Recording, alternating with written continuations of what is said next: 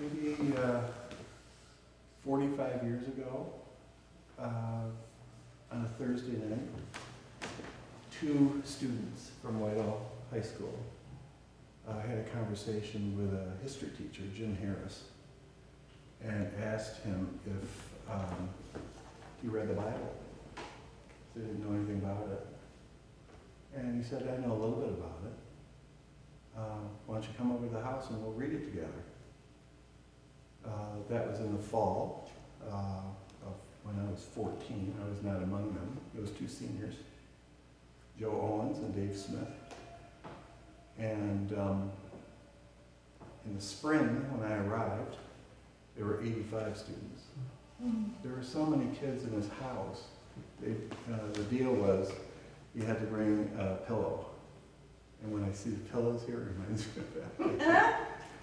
And this is a public high school, and Whitehall High. And I was one of them. And around here, when I went, it was the first night that they moved into the community house. It was a one-room schoolhouse about the size of Nancy's. So when I passed there, it reminds me of it, on South Shore Drive. And I walked there, and so there's 85 kids in a big circle. Mr. Harris would bring boxes of Bibles and hand them out. And I was sitting there, my parents had just gotten divorced. I was a mess, and I started looking around the circle, and it was most of the kids that shouldn't be there. We had pregnant teenagers, there's a drug dealer, there's kids that I knew that run drugs, kids that were dropping out, all the wrong kids. And I was there too. I was one of the broken ones. And they read the Bible to each other, just back and forth. I read this, what do you think? And there was no curriculum. It was just what we were reading. And that went on for 2.5 hours. Just talking to each other about our lives and what these texts meant to us. And I couldn't find anything. I didn't know I didn't even know there were Gospels at that point. I couldn't, I'd never cracked a Bible in my entire life. But this went on, and I was hooked. We were talking about things of the heart and things that really mattered to us. Kids cried. They sensed this hope. And I think the other thing that this study did, it helped us name what was going on, which I think the Bible is great at. And lo and behold, this group went on for 25 years, every Thursday night. And it was hundreds and hundreds and hundreds and thousands, I would imagine, thousands of kids by the time it was over. And secular kids that were raised by wolves like me, they became ministers, missionaries, Bible teachers. It just went on and on and on and on. And out of this you've been there, this tiny little town, business people came to the superintendent of schools, and they said, there's some strange things going on in town. We come to our stores, my dad was one of them, and all the windows are clean. Somebody did it overnight, cleaned our windows. Other people that I knew, Joe Owens, who was a drug dealer, he went before a judge by himself and said, I think I need to be locked up because I've been dealing drugs. And the judge said, who are you? Who are you? And it went on and on and on like that. And that's my heritage.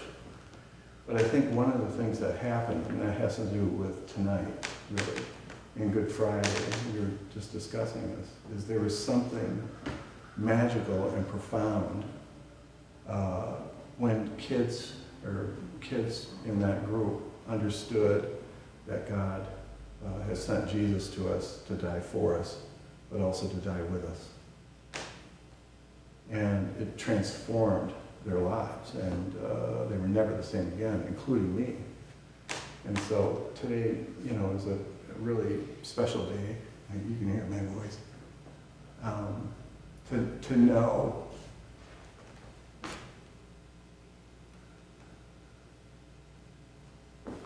To know that we're not alone,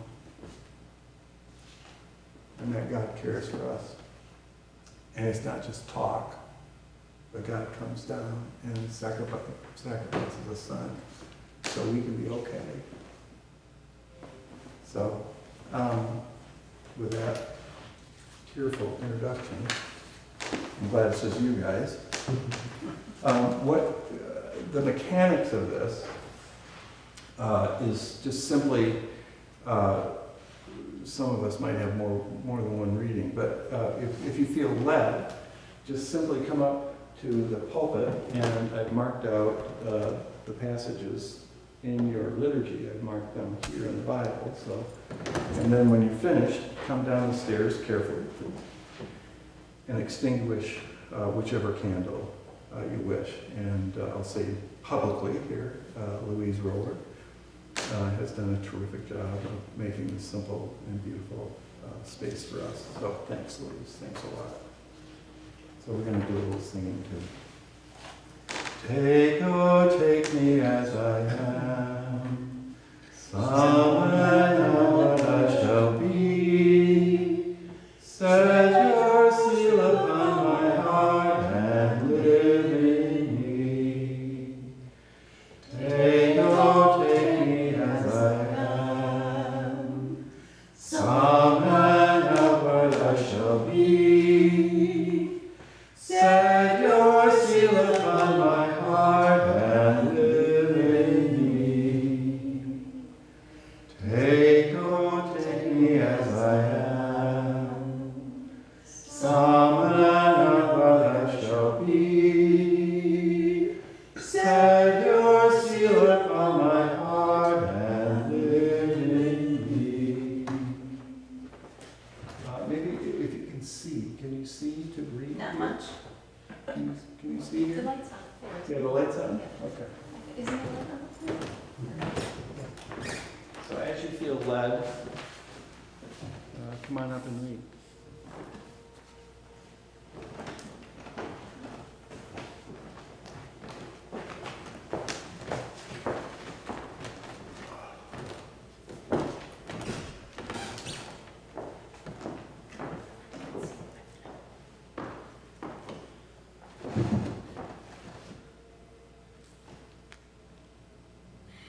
We're reading Luke 23, 32 to 34, I think.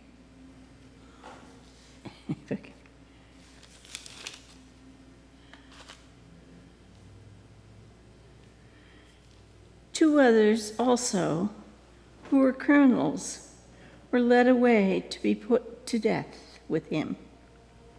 When they came to the place that is called the Skull, they crucified Jesus.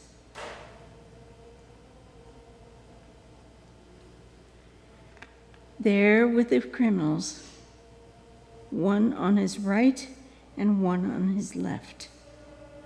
Then Jesus said, "Father, forgive them, for they do not know what they are doing." And they cast lots to divide his clothing.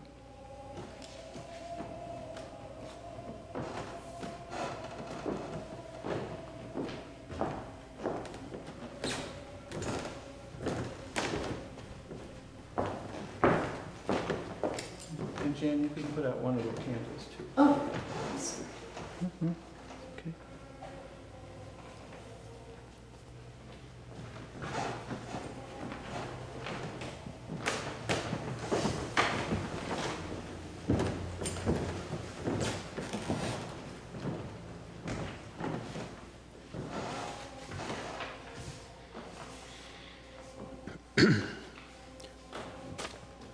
One of the criminals who were hanged there kept deriding him and saying, "Are you not the Messiah?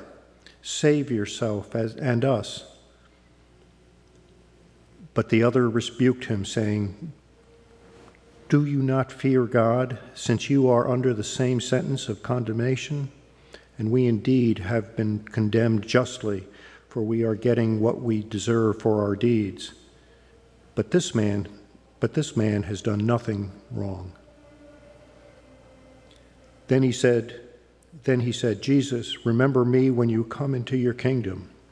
He replied, "Truly, I tell you, today you will be with me in paradise."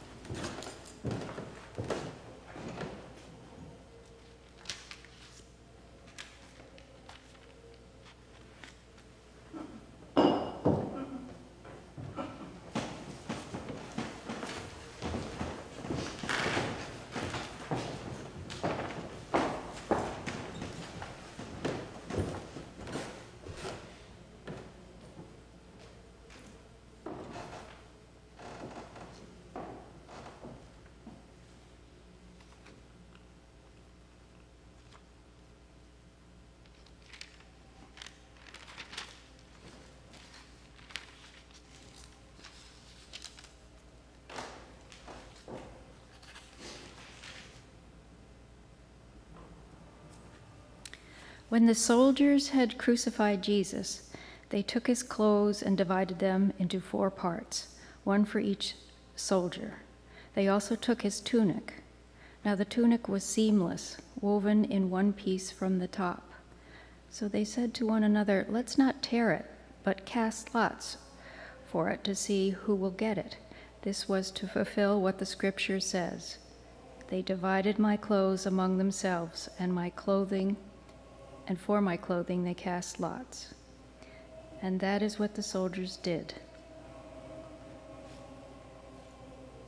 Meanwhile, standing near the cross of Jesus were his mother and his mother's sister, Mary, the wife of Clopas, and Mary Magdalene.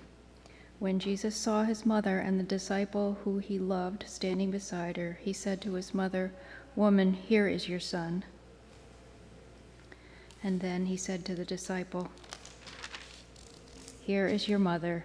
And from that hour, the disciple took her into his own home.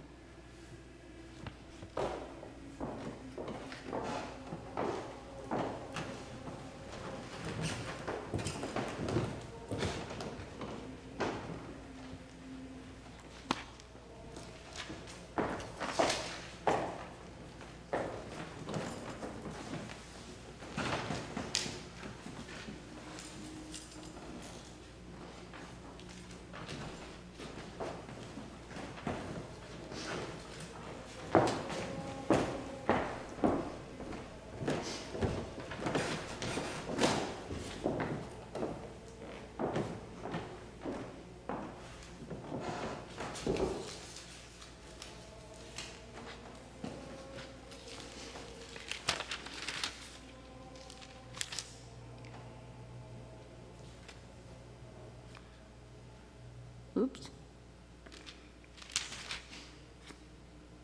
No. Isn't it John? That's Mark 15. Oh, it is?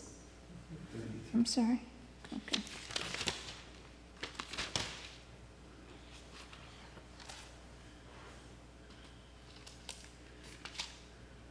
Okay. Mark 15, 33, 39. When it was noon, darkness came over the whole land until 3 in the afternoon. At 3:00, Jesus cried out with a loud voice, "Eloi, Eloi, lema sabachthani," which means, my God, why have you forsaken me?" When some of the bystanders heard it, they said, "Listen, he's calling for Elijah."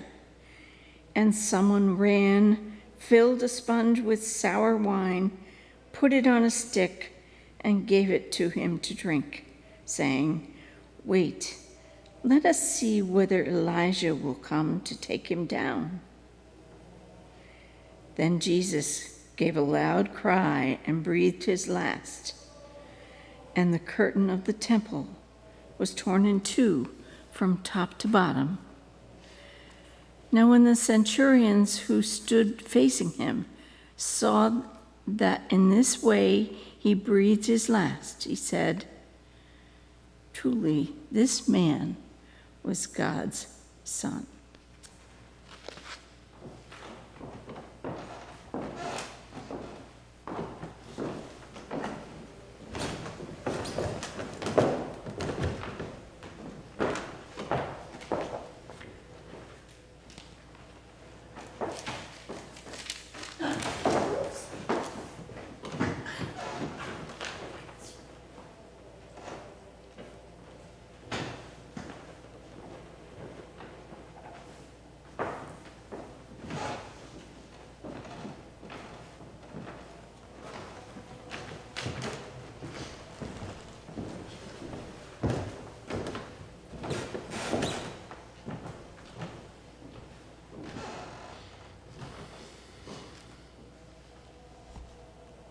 After this, when Jesus knew that all was now finished, he said, in order to fulfill the scripture, "I am thirsty." A jar full of sour wine was standing there, so they put a sponge full of the wine on a branch of hyssop and held it to his mouth.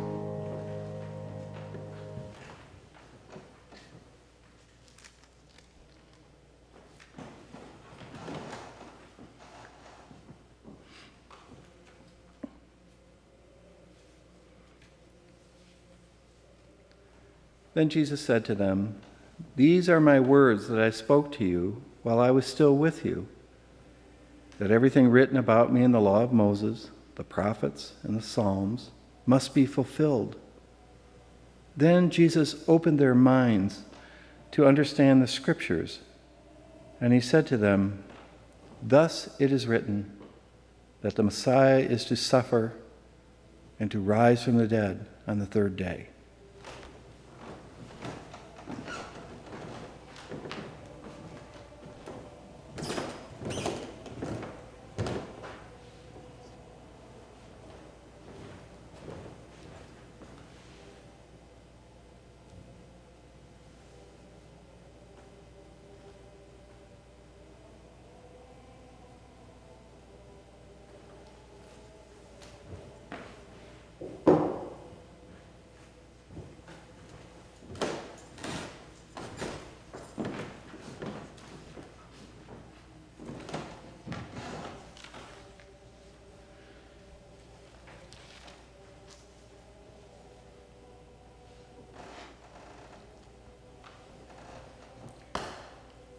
When Jesus had received the wine, he said, "It is finished."